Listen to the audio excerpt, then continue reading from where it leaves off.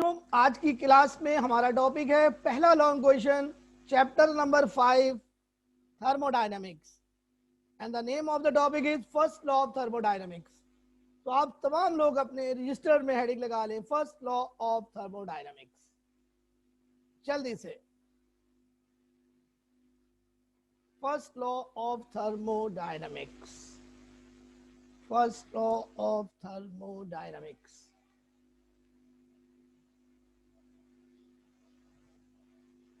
जी, heading लगा ली आप सब लोगों ने?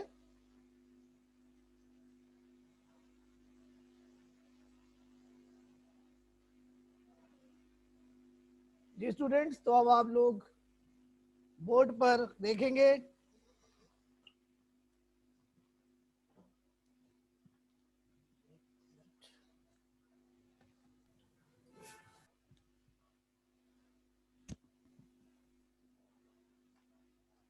तो हमारा आज का टॉपिक है फर्स्ट लॉ ऑफ थर्मोडायनेमिक्स। आप सब लोगों को मालूम है थर्मोडायनेमिक के चार लॉज हैं। में तो ये पहला लॉ हमारे कोर्स में है, और ये लॉ जिन साहब ने दिया उनका नाम था हेल्महोल्ट्ज। क्या नाम था? Helmholtz.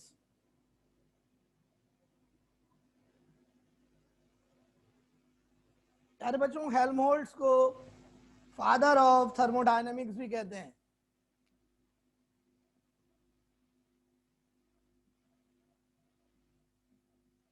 Father of thermodynamics.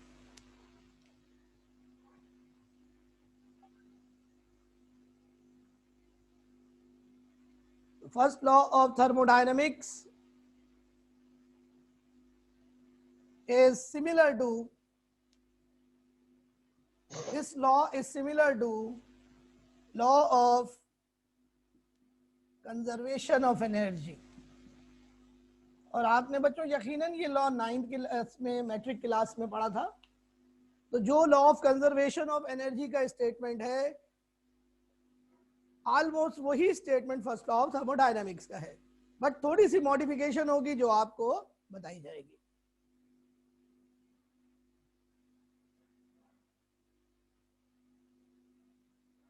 So first law of thermodynamics was put forward by Helmholtz in 1847. Helmholtz was called father of thermodynamics. And first law of thermodynamics has similar definition as law of conservation of energy. Now students, heading लगा लें dealing variables. Write down heading dealing variable.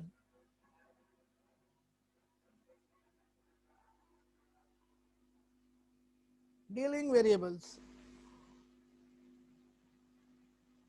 बच्चों, first law of thermodynamics 3 variables को deal करता है, और उनके नाम है 1 2 3।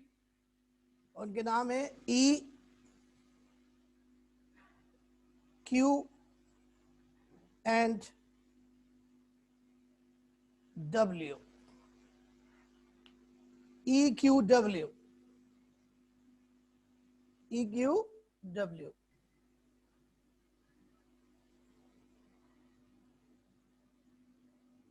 बच्चों, E का क्या मतलब है? E का मतलब है इंटरनल एनर्जी।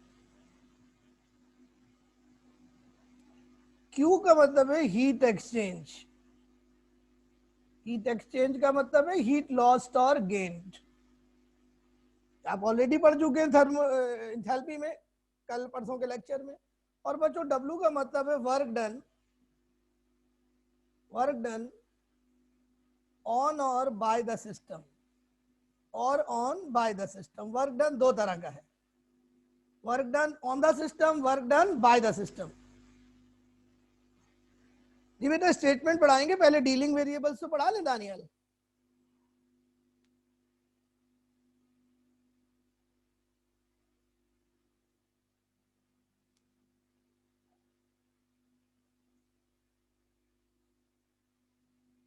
ये कॉपी करें अपने पास।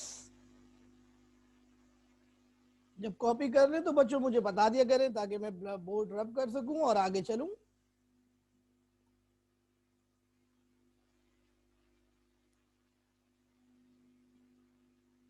First law of thermodynamics internal energy से रिलेटेड है। और बच्चों आपको मैंने बताया था इंटरनल एनर्जी कोर्स में नहीं है, आपको याद है? तो आप अंदाजा लगा लें कि फर्स्ट लॉ में जो चीज हमने पढ़नी है वही हमारे कोर्स में नहीं थी, तो फर्स्ट लॉ कैसे समझ में आता? तो बच्चों हम हेडिंग लगाएं स्टेटमेंट, स्टेटमेंट्स। बच्चों फर्स्ट लॉ के स्टेटमेंट एक से ज्यादा हैं, इसलिए हेडिंग लगेगी statements, statements.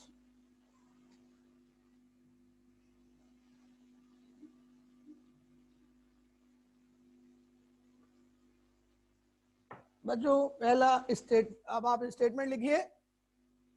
In a chemical reaction, in a chemical reaction, in a chemical reaction, energy can neither be created nor be destroyed. In a chemical reaction, energy can neither be created nor be destroyed. Energy can neither be created nor be destroyed, although it may change. It may change from one form to another. Although it may change from one form to another. It may change from one form to another.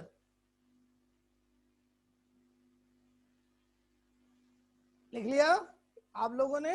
तो मुझे आप chat box में बता दिया करें ताकि मुझे repeat ना करना पड़े। मैं एक दफा फिर रिपीट कर रहा हूं, सुनिए।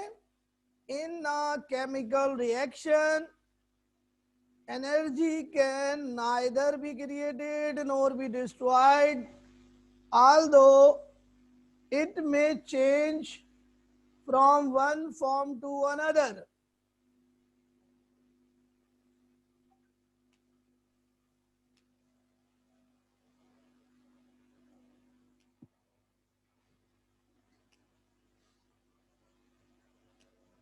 भाई तैयबा क्या एजेंट्स बता दूं? क्या आप लिख क्या रही हैं चैट बॉक्स में? यार कम से कम ढंग से तो लिखिए।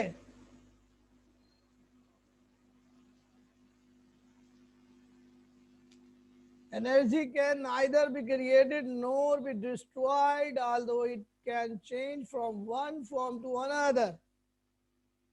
लिख लिया? अब इसी के आगे से लिखिए डेट इज। इसी के आगे से जहां ये स्टेटमेंट खत्म हुआ उसके आगे से लिखिए डेट इज। डेट इज कैसे लिखते हैं? I dot E dot, date is, date is. Date is का मतलब यानी, डेट इज का मतलब यानी। अब आगे लिखिए the total energy, the total energy of the system, the total energy of the system and its surrounding। जी बेटा सोएबा नोट्स में है ये, लेकिन अभी लिखो ताकि स्टेटमेंट याद कराया जा सके, समझाया जा सके। The total energy of the system and its surrounding is always conserved, is always conserved।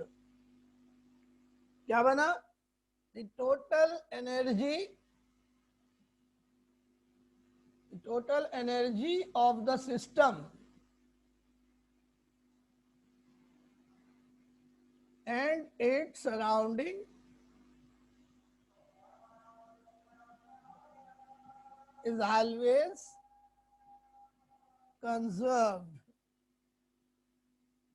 और बच्चों एक और स्टेटमेंट बन गया यहां से, क्योंकि सिस्टम और सराउंडिंग को मिला के कहते हैं यूनिवर्स। तो सिस्टम और सराउंडिंग की एनर्जी कांस्टेंट है, तो इसका मतलब है यूनिवर्स की एनर्जी कांस्टेंट है। तो तीसरा स्टेटमेंट बन गया यहीं पर, क्या बन गया? The energy of the universe remains constant. The energy of the universe remains constant. The energy of the universe remains constant.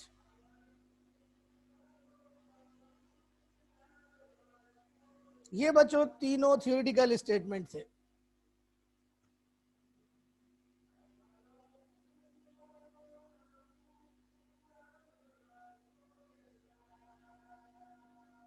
ये बेटा लिख लिया आप लोगों ने? The energy of the universe is constant. The energy of the universe is constant. लिख लिया आप सब लोगों ने? प्यारे बच्चों, ये तीनों थ्योरेटिकल स्टेटमेंट है और इन तीनों स्टेटमेंट का ये मेन पॉइंट है कि किसी भी प्रोसेस में जो टोटल एनर्जी है वो कांस्टेंट रहती है। क्यों? क्योंकि एनर्जी ना तो क्रिएट की जा सकती है ना डिस्ट्रॉय की जा सकती है। इसलिए किसी भी प्रोसेस के दौरान जो टोटल एनर्जी सिस्टम से निकलेगी वो सराउंडिंग में चली जाएगी, लेकिन जो ओवरऑल अमाउंट है एनर्जी का वो कांस्टेंट रहेगा। और चूंकि सिस्टम और सराउंडिंग मिलकर यूनिवर्स बनाते हैं, तो यूनिवर्स की टोटल एनर्जी हमेशा कांस्टेंट रहती है।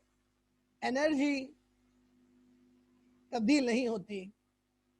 एनर्जी अपनी शक्ल बदल सकती है, लेकिन एनर्जी की वैल्यू वही रहती है, ओवरऑल वैल्यू वही रहती है। स्टूडेंट, इस बात को हेल्महोल्ट्ज ने अपने ही अंदाज के अंदर बताया। तो अब आएगा चौथा स्टेटमेंट, जो असल स्टेटमेंट है। तो ये तीन स्टेटमेंट आपने एक साथ लिखने, और ये चौथा स्टेटमेंट है जो मैथमेटिकल स्टेटमेंट है।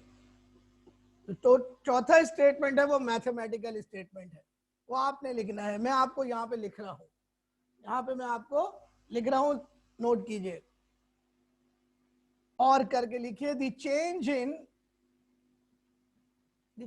इन इंटरनल एनर्जी,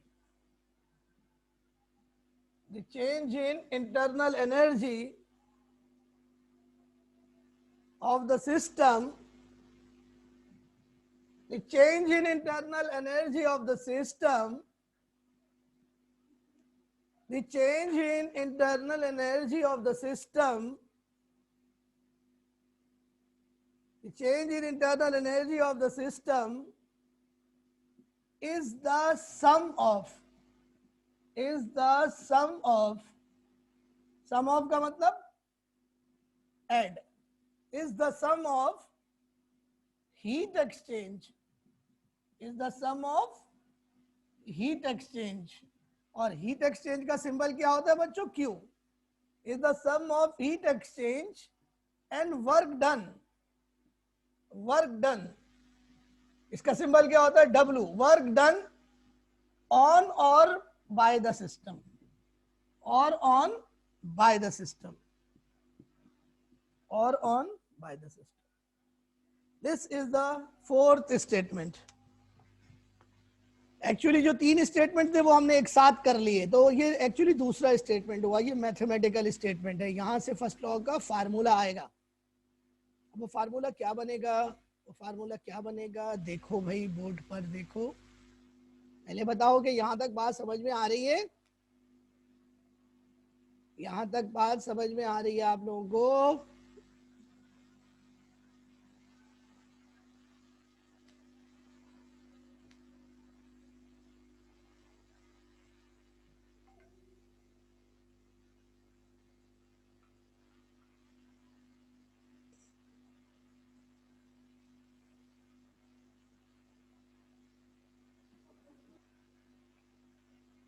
तो बच्चों, इसी बात को अब आपको मैं मैथमेटिकली लिख के दिखाता हूं। गौर से देखिए यहां पर क्या कह रहा है फर्स्ट लॉ। ये कह रहा है कि चेंज इन इंटरनल एनर्जी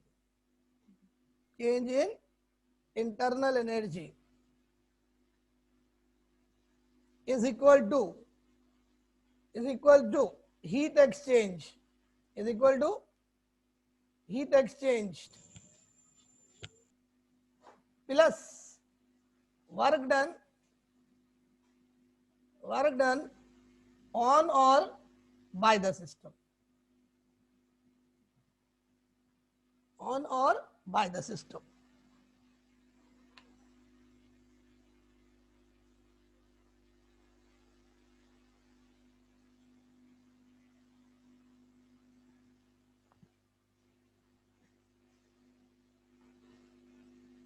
जी बेटा, डीलिंग वेरिएबल इसीलिए पहले बता दिए थे आपको।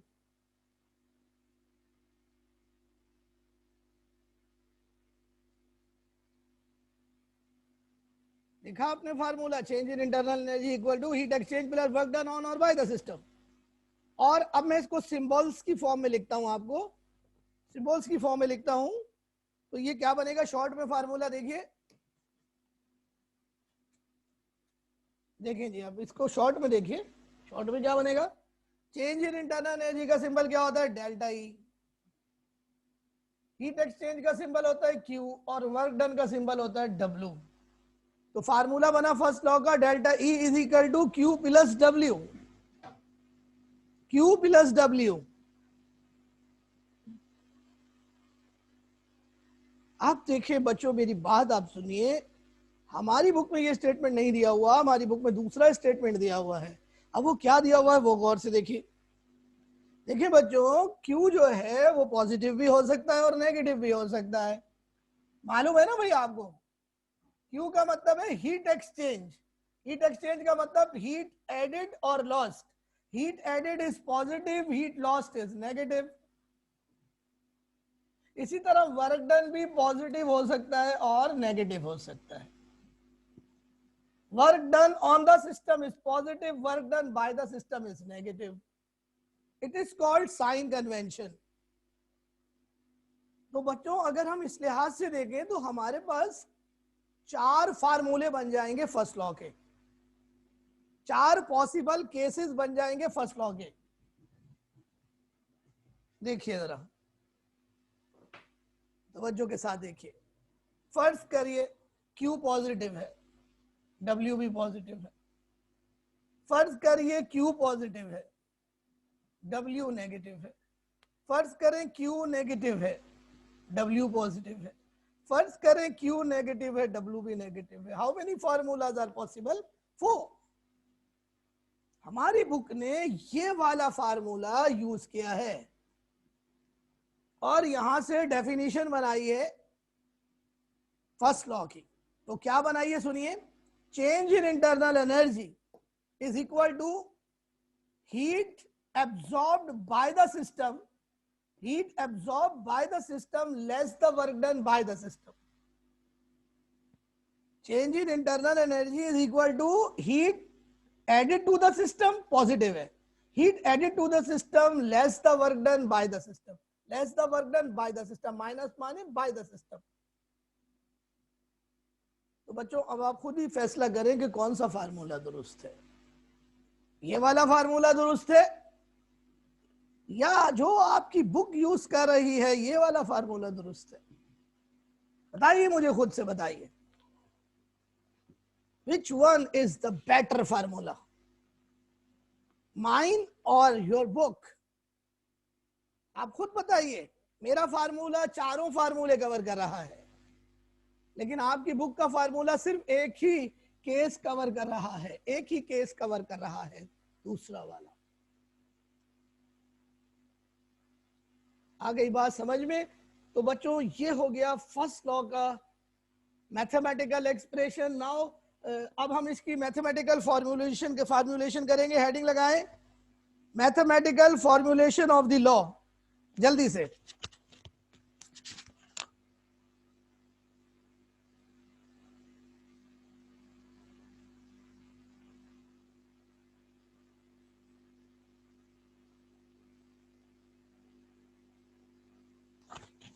हेडिंग लगाएं, mathematical formulation of the law.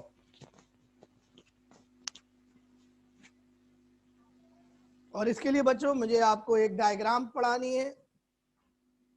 और उस डायग्राम से फिर मैं लॉ ड्राइव करूंगा। तवज्जो के साथ देखिए,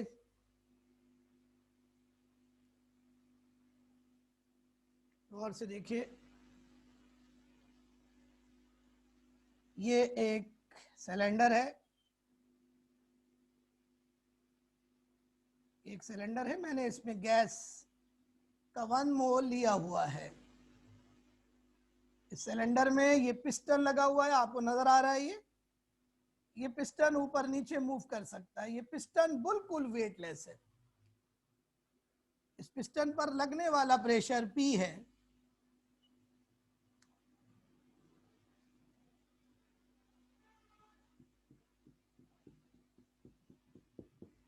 इस सिलेंडर में 1 मोल गैस हमने भरी हुई है। गैस का वॉल्यूम V1 है।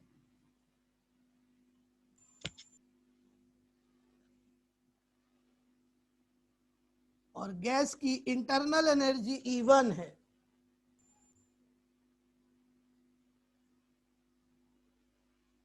गैस की इंटरनल एनर्जी E1 है। बच्चों, मैंने यहां से Q हीट इस गैस को दी। चूंकि पिस्टन मूवेबल है, तो जब मैं Q हीट दूंगा तो गैस की इंटरनल एनर्जी बढ़ जाएगी। जैसे कि आपको बताया गया था, इंटरनल एनर्जी तब बढ़ती है जब सिस्टम में हीट ऐड होती है। तो जब मैं इस गैस को गर्म करूंगा, Q हीट दूंगा, Q पॉजिटिव हो जाएगा, तो मैं जब Q हीट दूंगा तो इंटरनल एनर्जी बढ़ जाएगी सिस्टम की, E1 से E2 हो जाएगी। लेकिन जब गैस ये एनर्जी एब्जॉर्ब करेगी तो वो एक्सपेंड करेगी, वो फैलेगी। जब वो फैलेगी तो पिस्टन ऊपर चला जाएगा, पिस्टन ऊपर चला जाएगा। तो ये पिस्टन ऊपर जा रहा है, देखिए ये पिस्टन ऊपर जा रहा है। मैं भी म्यूट। बात समझ रहे हो? तो जब मैंने Q हीट दी तो गैस एक्सपेंड हुई, पिस्टन ऊपर गया और गैस ने सराउंडिंग पर कुछ वर्क किया, यानी वर्क डन सिस्टम ने किया, तो गैस ऊपर चली गई, सॉरी पिस्टन ऊपर चला गया। तो W यहां पर नेगेटिव होना चाहिए। लेकिन बच्चों, हम करेंगे क्या कि हम पिस्टन को ऊपर नहीं जाने देंगे, पिस्टन को हम ऊपर नहीं जाने देंगे। जिस जगह पे सिलेंडर में पिस्टन मौजूद है, हम ऊपर से प्रेशर लगा के पिस्टन को उसकी जगह पे रखेंगे। क्या सूरत हाल होगी, गौर से देखिए।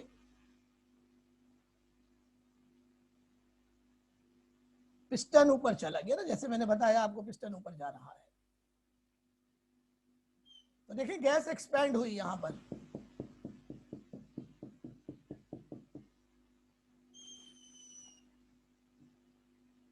तो वॉल्यूम V1 से बढ़कर V2 हुआ, इंटरनल एनर्जी E1 से बढ़कर E2 हो गई, इंटरनल एनर्जी E1 से बढ़कर E2 हो गई।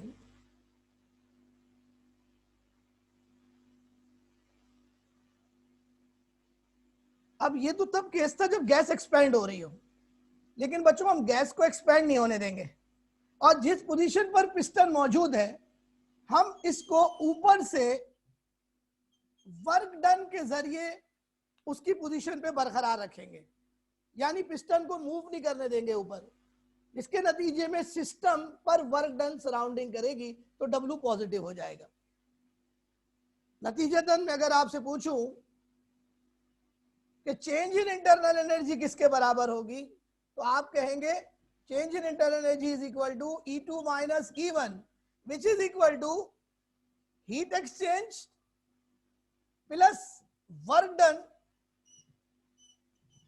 on or by the system, that is delta E is equal to Q plus W. Delta E is equal to Q plus W. बच्चों आगे चल के आपको पता चलेगा कि W equals to minus P delta V, ये हम आपको कल इंशाल्लाह पढ़ाएंगे क्योंकि अभी टाइम खत्म हो गया है। तो W is equal to minus P delta V, तो मैं W की वैल्यू यहां डालूंगा तो delta E is equal to Q minus P delta V. This is the second form of first law of thermodynamics. So there are two formulae of first law of thermodynamics. delta E is equal to Q plus W, and delta E is equal to Q minus P delta V. Is it clear? So this is the first law of thermodynamic and its mathematical formula. Now students, आपने देखा कि Q और W के साथ sign convention use हो रहा है. Sign convention का मतलब यह है कि Q और W के साथ प्लस माइनस लगता है, जिसके मीनिंग वो नहीं है जो कि प्लस माइनस के नॉर्मल होते हैं. तो आप लोग हेडिंग लगाएं साइन कन्वेंशन की, और साइन कन्वेंशन बच्चों आपको मैं स्क्रीन पे पढ़ाऊंगा, आप लोग स्क्रीन पे देखिए.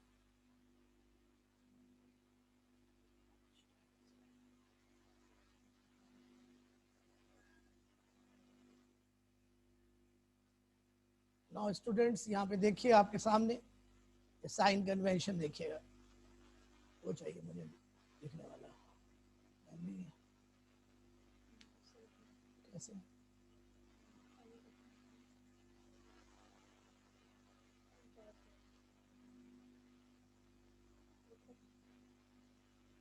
बच्चों देखिए, ये हरे रंग से आपको सिस्टम नजर आ रहा होगा, और आप देखिए अगर Q सिस्टम में ऐड होगी तो Q पॉजिटिव होगी, और अगर वर्क डन सिस्टम पर होगा, सराउंडिंग सिस्टम पे वर्क डन करेगी तो W पॉजिटिव होगा. इसी तरह दूसरी डायग्राम में आपको नजर आ रहा होगा, यहाँ पे सिस्टम जो है वो हरे रंग से बना हुआ है, और एरो जो है वो सिस्टम से आउटवर्ड जा रहे हैं. इसका मतलब है सिस्टम काम कर रहा है या सिस्टम से हीट निकल रही है.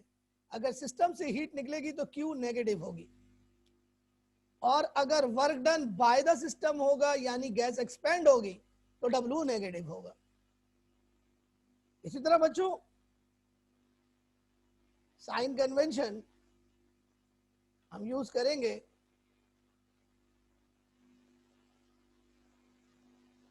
बेटा, ये ड्राइव करेंगे इजा W का फार्मूला ड्राइव करेंगे P डेल्टा V, ये ड्राइव करेंगे कल बेटा. तो बच्चों work done is positive when work is done on the system. On the system का मतलब है बाय द सराउंडिंग अंडरस्टूड है. Similarly work done is negative when work is done by the system, यानी जब सिस्टम काम करेगा यानी gas expand होगी तो W नेगेटिव होगा, और जब गैस कंप्रेस होगी वर्क डन पॉजिटिव होगा. Similarly Q is positive when system absorbs heat. जब सिस्टम हीट को एब्सॉर्ब करेगा तो Q पॉजिटिव होगा. और बच्चों when Q is negative if the system evolves और लूजेस हीट. तो अगर हीट निकलेगी बच्चों तो Q नेगेटिव लेंगे. Similarly delta E is positive when system gains energy. इसी तरह delta E is negative if the system loses energy. तो ये बच्चों 6 साइन कन्वेंशन है जो कि फार्मूले में यूज होंगे. तो आइए मुझे आप साइन कन्वेंशन बताइए, मैं आपसे सवाल करूंगा, आप मुझे साइन कन्वेंशन बताइए. तो ईशा कामरान आप मुझे बताइए Q पॉजिटिव का क्या मतलब है. आप अपना ईशा कामरान आप अपना जवाब वॉइस में दीजिए.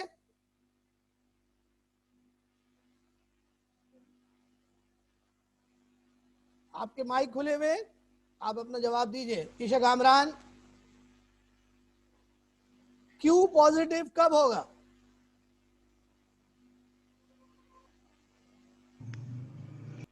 Raise your hand. Give answer, Isha Kamran.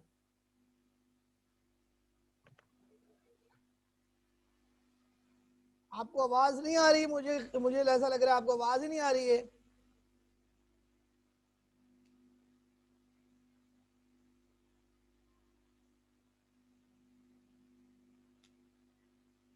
Ishal आप हमें बताइए, इशाल आप हमें बताइए कब Q पॉजिटिव होगा?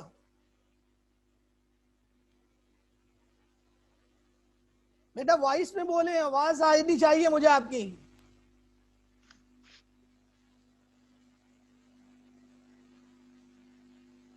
ईशा कामरान मुझे आपकी वॉइस नहीं आ रही। मोइजा बताओ। जब हीट ऑब्जर्व होगी जब क्यू पॉजिटिव होगा। जी बिल्कुल सही है, मुझे आपकी आवाज आ गई। अब मुझे बताएं हमजा, मेरी आवाज तो हमजा इसमें आवाज ही असलम। नहीं जा रही। अब आपकी आवाज आ रही है, बराए मेहरबानी चुप हो जाएं। हमजा असलम आप बताएं क्यू नेगेटिव कब होगा?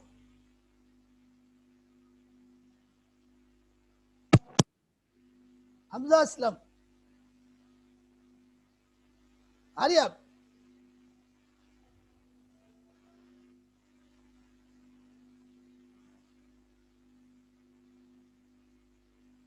सिस्टम इवॉल्व हीट, यस सही है, very good. When W is negative, इफ्रा, इफ्रा बताइए आप क्यू नेगेटिव कब होगा?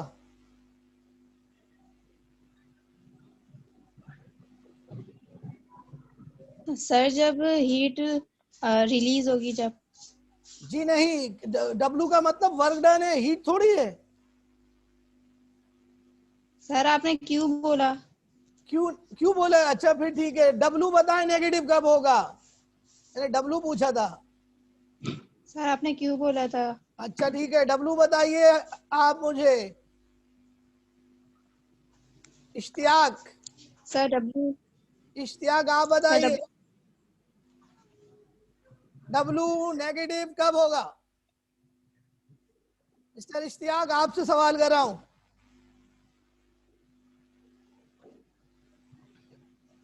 W नेगेटिव कब होगा? मिस्टर इश्तियाक आप क्लास में हैं या खाली ऐसे ही बैठे हुए? Give your answer.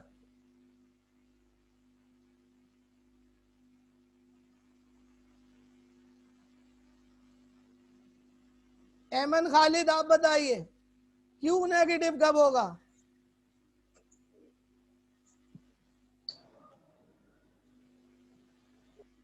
Mohammad server आप बताइए।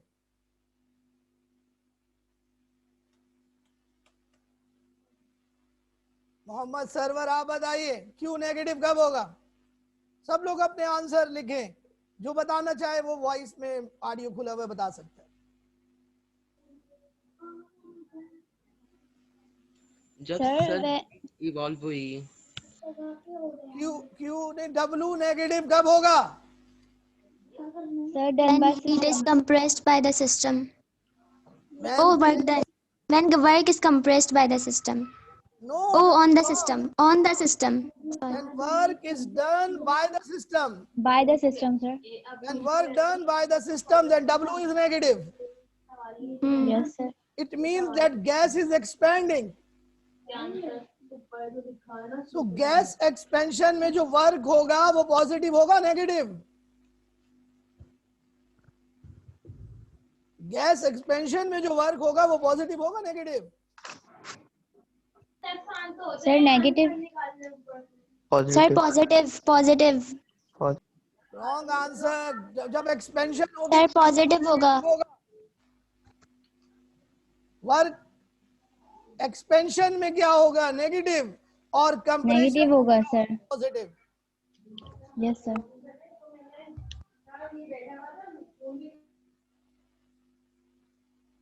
तो बच्चों ये हमारा लेक्चर था आज का। तो आप हमें बताइए कि आज का लेक्चर में आपको कोई प्रॉब्लम तो नहीं है? कल हम पढ़ेंगे प्रेशर वॉल्यूम वर्क। तो कल हम एक डेरिवेशन करेंगे जिसका नाम है प्रेशर वॉल्यूम वर्क, और कल हम न्यूमेरिकल भी करेंगे, तो आप कैलकुलेटर अपने साथ रखिएगा। तो any question if you have?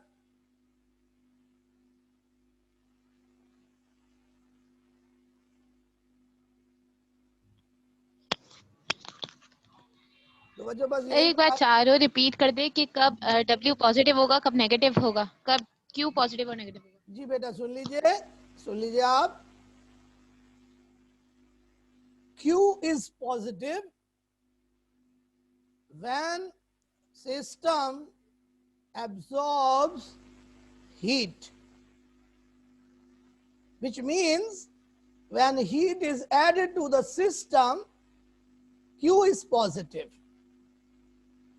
And when heat is lost by the system and heat is released by the system, Q is negative.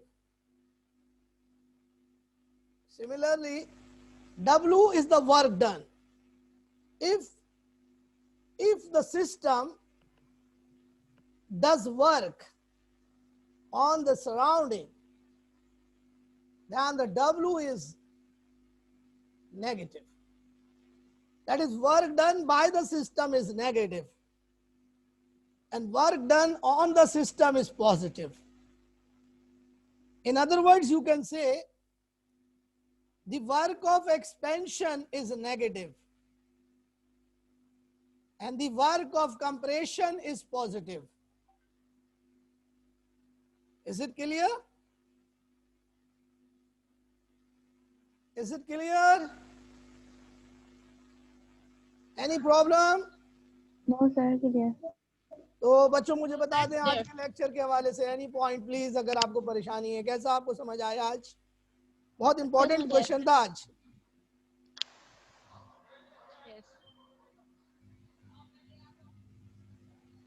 जी क्या है भाई? जी क्या है? अरीशा पता नहीं क्या लिखती हो।